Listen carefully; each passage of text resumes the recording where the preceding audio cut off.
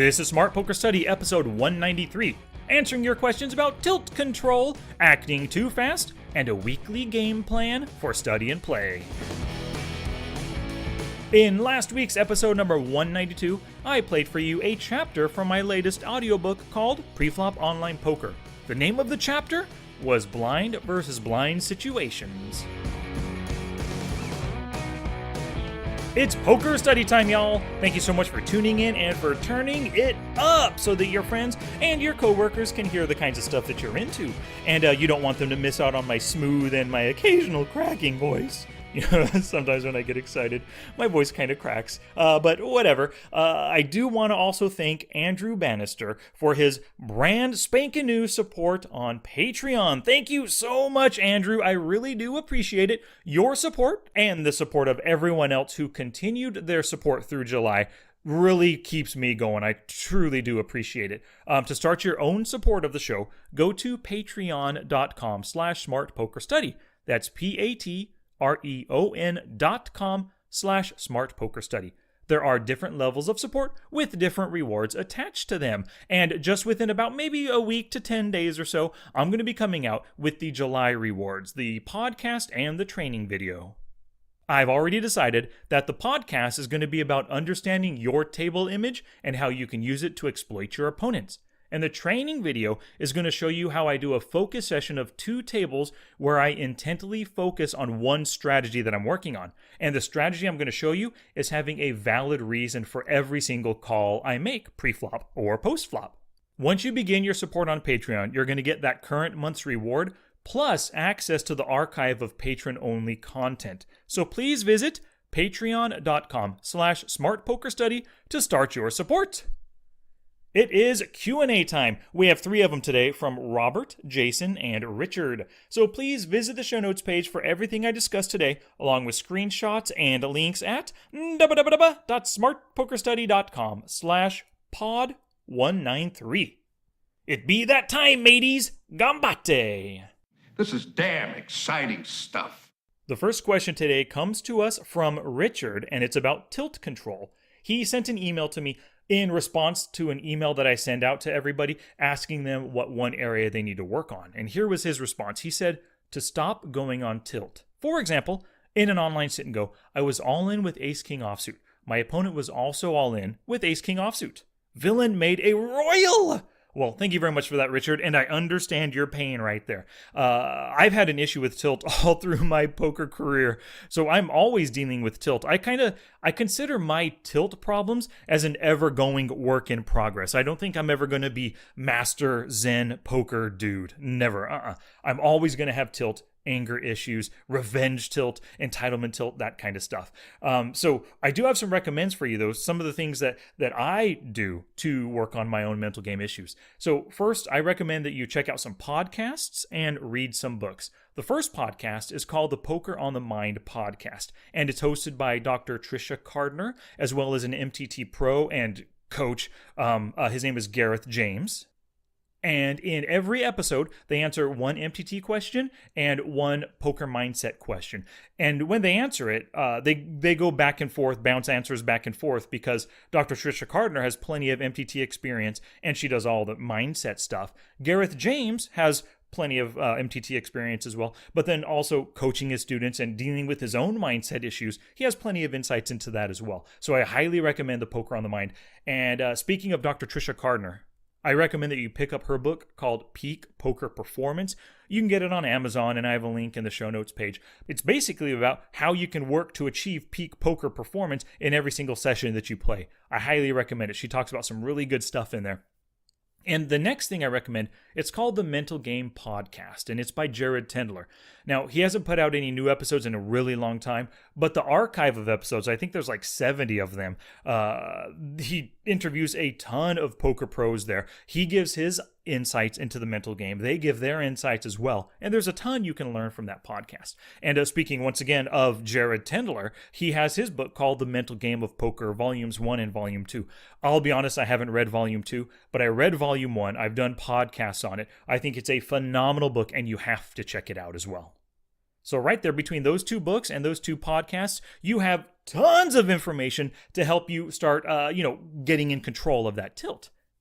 And from that example that you gave, going on tilt because your ace king loses to another ace king, it kind of sounds like you suffer from injustice tilt and maybe entitlement tilt as well. You're going to learn a lot about these two forms of tilt from The Mental Game of Poker.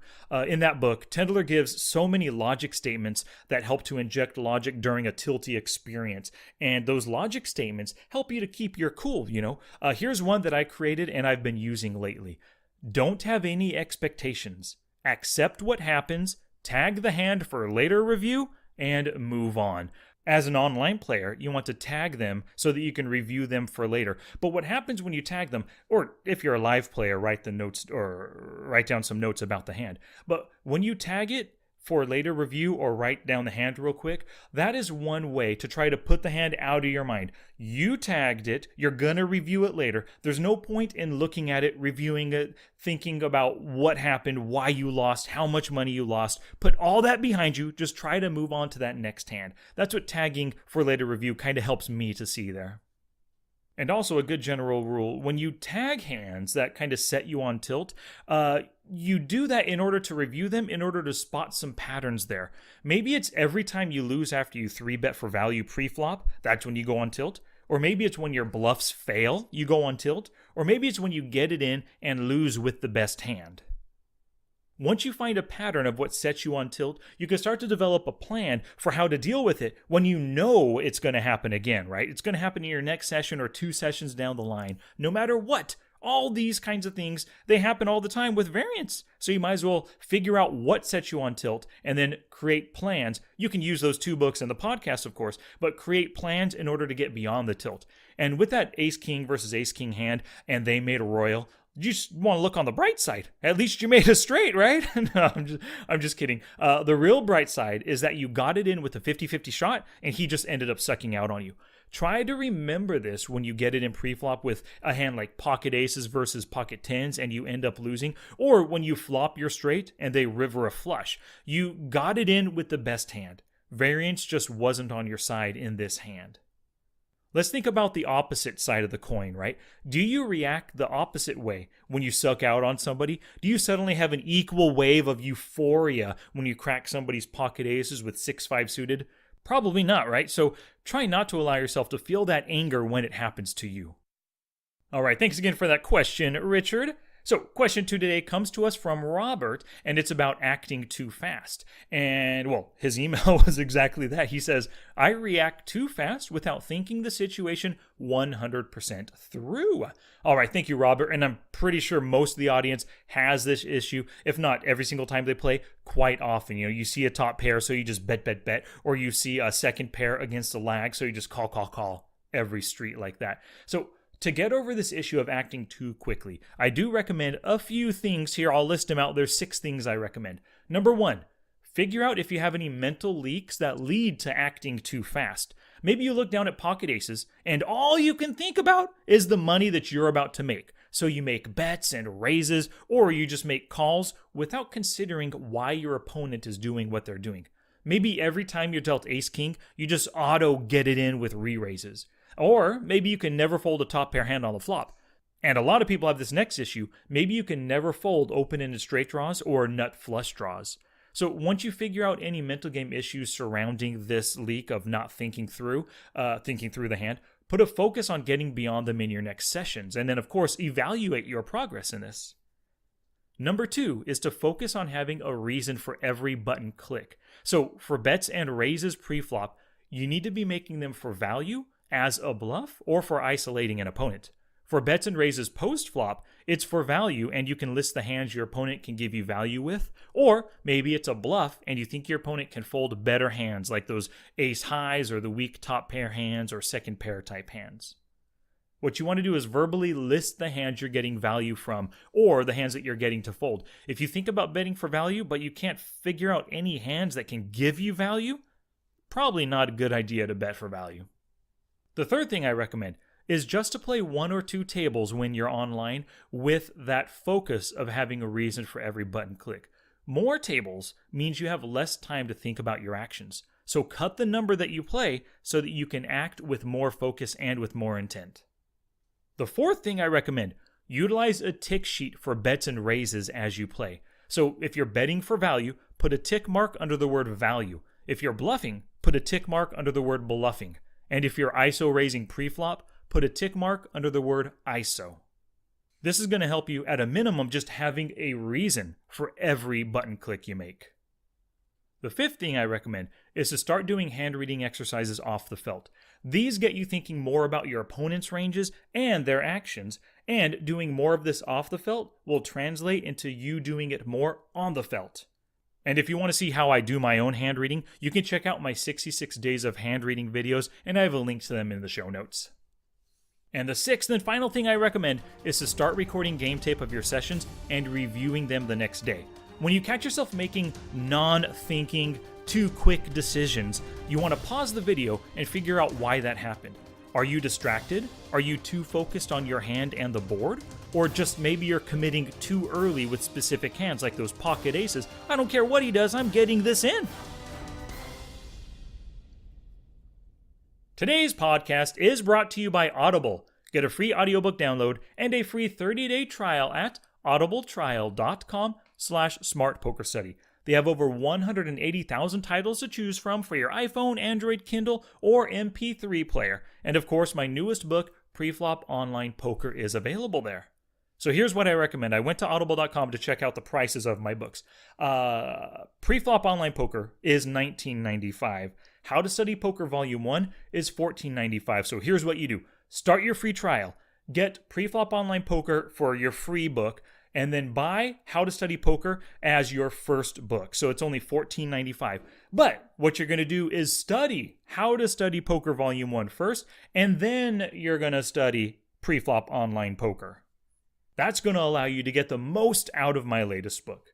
So once again, go to audibletrial.com/smartpokerstudy to start your trial. And speaking of Preflop Online Poker, Tom Rowland left a review on Amazon for it. He gave it 5 stars and he said, I would recommend this book to anyone. Here's his review.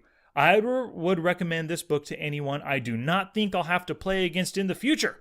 I was tired of being a break-even player and pushing buttons. In my opinion, the way Sky teaches is the way. It's not just a book, but a study path. There are links to supplemental information as well as tasks and exercises to help you get the information absorbed. If you follow the book and put in the work, you will be able to reach your poker goals. Thanks, Sky, for yet another great learning tool. Well, thank you very much, Tom. I do really appreciate that review. Those reviews just help spread the word about the book. And 2 final shout-outs here. John Tahoe's purchased the Expert Hand Reading webinar. Thank you so much for that, John. I talked about the 66 days of hand reading videos on YouTube. Sure, you can go there, or you can get more detailed information from the Expert Hand Reading webinar, just like John did. And you can find a link to that in the show notes page. And also, Ken Nielsen picked up a different webinar. He picked up Getting the Most from Poker Tracker 4. After he watched it, he sent me an email, and this is what he said in his email to me. I do have to say this webinar is so worth what I had to pay. The value of the information given was beyond my expectations. Other than using the basic HUD, I was getting nothing out of Poker Tracker 4.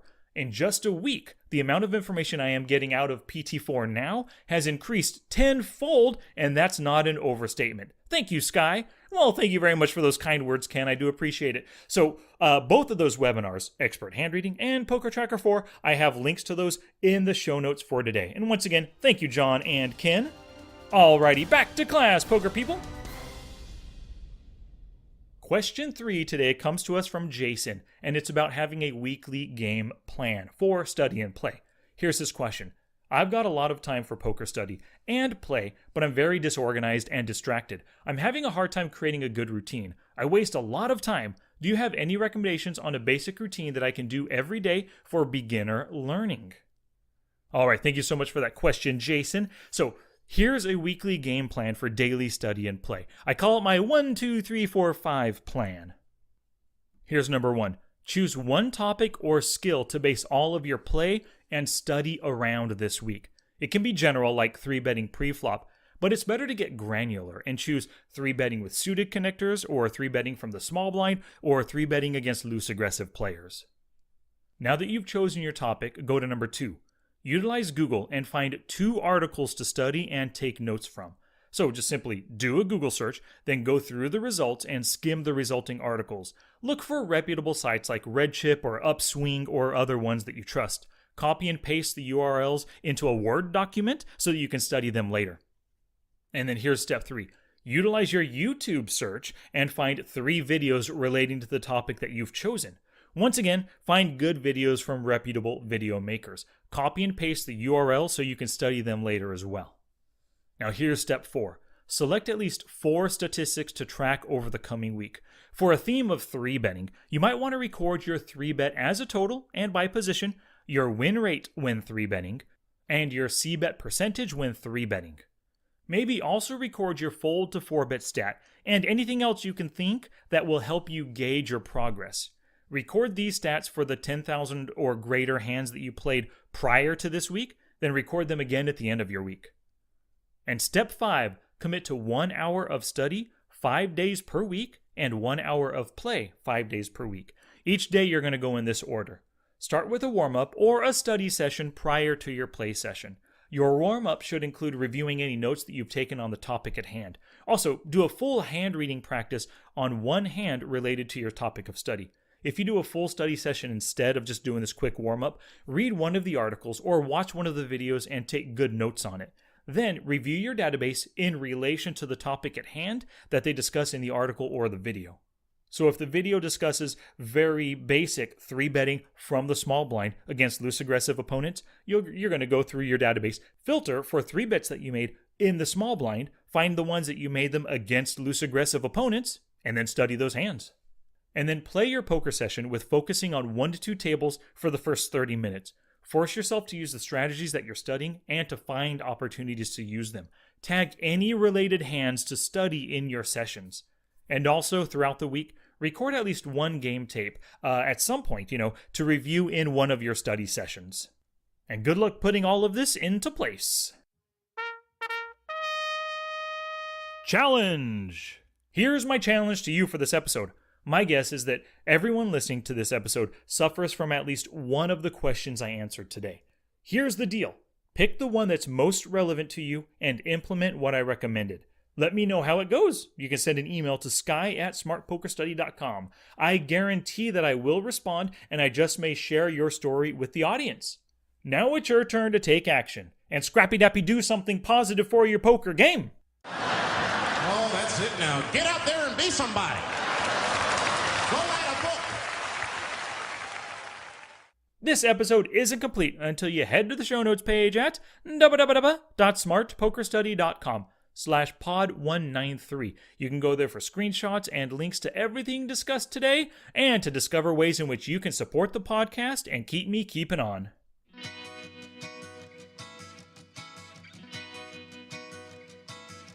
Thank you so much for listening today. If you haven't already done it, please subscribe and leave a review within your favorite podcatching app. This is the best way, other than direct word of mouth, that you can help the show grow. If you can type or say the word Smart Poker Study, you can find me on Alexa, YouTube, Facebook, Twitter, Twitch, and Instagram. And if you have questions for the next Q&A, please send them on in. I have answers. Sky@smartpokerstudy.com. Alrighty, poker people. Next week in episode 194, I'm going to dive into a brand new leak to plug. Word of mouth is the best advertising, so thank you very much for sharing the show with other poker people. Your sharing and caring is what helps us grow. Until next time, study smart, play much, and make your next session the best one yet.